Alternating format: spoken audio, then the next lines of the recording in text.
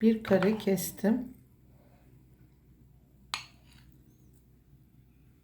Şimdi salatamı sizin için tadıyorum. Bakar mısınız şu güzelliği? Patates ve ayva pancara o kadar çok yakışıyor ki. Sizlere de öneriyorum. Hmm, hmm, hmm. Arkadaşlar gerçekten olamaz böyle süper fresh bir lezzet. Hepinize afiyet olsun. Merhaba arkadaşlar. Selvi'nin mutfağına hoş geldiniz. Bugün sizlere sağlıklı yemek yapıyorum. 2 kilo pancarımdan, yapraklarından ısırgan otlu pancar kavurması yaptım. Videom var, izleyebilirsiniz. Ayrıca saplarını atmadım. Sıfır atık. 2 kilo pancarın saplarından pirinç pilavı yaptım ama şahane bir sağlıklı lezzet oldu. Onun videosunu da yayında izleyebilirsiniz. Şimdi kök kısımları var arkadaşlar. Kök kısımlarından sizlere sağlıklı şahane bir salata yapıyorum. Bunun için yıkadım, fırçaladım. Pancarları tenceremin dibine yerleştirdim. Üzerine pancara göre patatesimiz daha kolay piştiği için onu üzerine ilave ediyorum. Ayva var. Ayva da pancarımızın bu buruk tadını alması ve lezzetlendirmesi için bir adet ayva kullanıyoruz bu tarifimizde. Tam mevsimli, sağlıklı, şifa dolu bir tarif veriyorum sizlere. Tenceremin kapağını kapatıyorum. Kontrol ediyoruz. Pişmesini takip ediyoruz. Pancarım patatesim haşlanırken ben de siyez unuyla yapmış olduğum tarhanam var. Videosu var arkadaşlar. Bu sağlıklı tarifimi mutlaka izleyin. Süper bir tarif. Ilık suyuma şöyle 1, 2, 3, 4 sıfır atık dedim arkadaşlar. Size 2 kilo pancardan 4. yemeğimi yapacağım. Haşlamış olduğum patates ve pancarın suyu çok değerli. Kesinlikle onu atmıyoruz. Siyez unuyla hazırlamış olduğum tarhana pişireceğim suyuyla da. Şimdi şöyle çatalı batırıyorum arkadaşlar. Alttaki pancar bakın çok rahatlıkla giriyor, pişmiş. Patatesimize çatalı batırıyoruz, pişmiş. Ayvamıza çatalı batırıyoruz, pişmiş. Şimdi balkona alıyorum. Soğumasını bekliyorum. Kabuklarını soyacağım. 200 gram süzme yoğurdum. 200 gram normal yoğurdum var.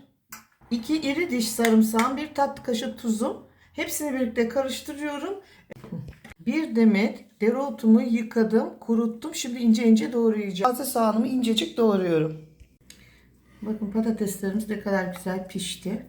Şimdi patateslerin kabuklarını soyuyorum.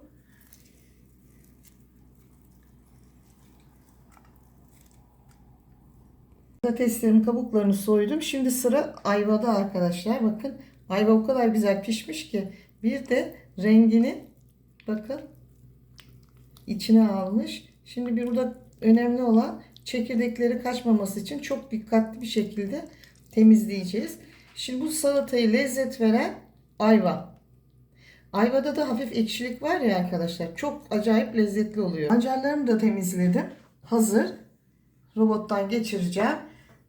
Bakın en değerli yeri pancar suyumuzu bu şekilde içerisine ıslatmış olduğumuz siyez tarhanamızı ilave ediyoruz.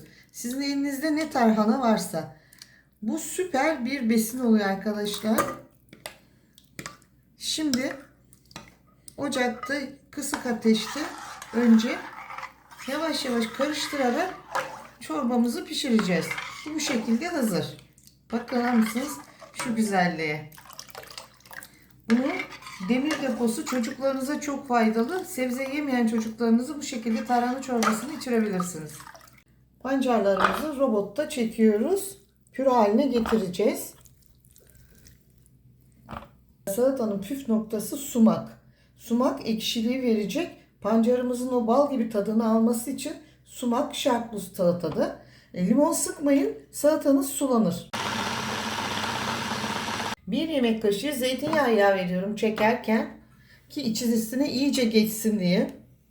Şimdi patatesle ayvayı çekiyorum. Yine üzerine 1 yemek kaşığı zeytinyağı.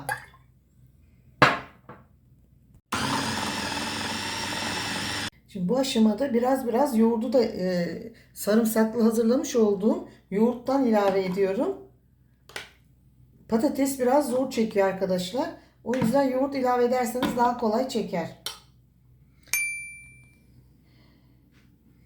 Pancarımı çekmiştim. Şimdi yoğurtla birlikte patateslerimi çektim. Çünkü robot patatesi çekmiyor arkadaşlar. Şu şekilde bunu da boşaltıyorum. Patatesimi yoğurdum, pancarımı yoğurdum. Artan yoğurt, bir demet dereotum var bu aşamada. Kuru olması gerekiyor. 4 adet taze soğan. Şimdi tüm malzemeleri eldivenle karıştıracağım ki her noktasını eşit karışması için. Bu şekilde karıştırıyorum arkadaşlar. Bakın. Kaşıkla çok uzun zaman alıyor. Şimdi yağlamış olduğum cam kabıma pancar, süzme yoğurt, patates ayva olan malzememi tepsime boşaltıyorum. Şekil vereceğim. Zeytinyağlı veya meze veya salata. Bu güzel tarifimi beğendiyseniz, eğer hala abone değilseniz lütfen kanalıma abone olmayı, beğenmeyi, yorum yazmayı, bundan sonraki tariflerimden haberdar olmak için lütfen zil tuşuna basınız. Hoşça kalın, sağlıklı kalın, mutlu kalın. Bu sağlıklı demir deposu tarifimi lütfen uygulayın. Sebze sularını ziyan etmedim. İçerisine siyez tarhanasımı da bıraktım. Şimdi kaynayıncaya kadar hiç durmadan karıştırarak çorbamı pişiriyorum. Çorbamız kaynadı ve hazır. İçerisine bir tatlı kaşığı sumak, ekşi olması için atıyorum. Olmazsa olmazı pancar yemeklerinin. İçerisinde sadece pancar, patates, ayva suyu var. Bir de doğal kendi yapmış olduğum tarhanam var. Lütfen iki tane tarhana videom var. İkisini de izlemenizi öneriyorum. Bu güzel tarifimi sizler de deneyin. Şu anda çorbam hazır. Sunum aşaması. Çorbamız hazır. Videomu izlediğiniz için çok teşekkür ederim.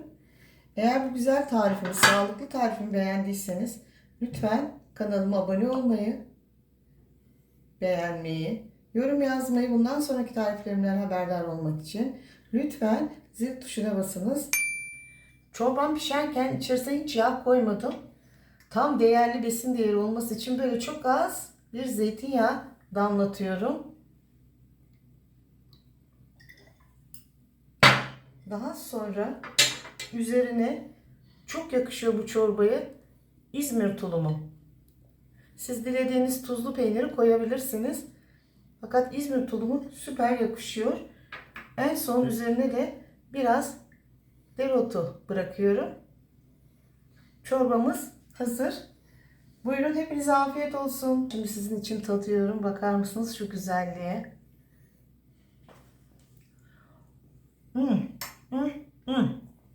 Gerçekten samimiyetimle söylüyorum arkadaşlar. Bu çorbayı demir deposu probiyotiğini de tarhanadan alıyor. Süper, tarifimi deneyin. Şimdi salatamızdan tadım zamanı. Bir gece dolapta beklettim. Çünkü süzme yoğurdu,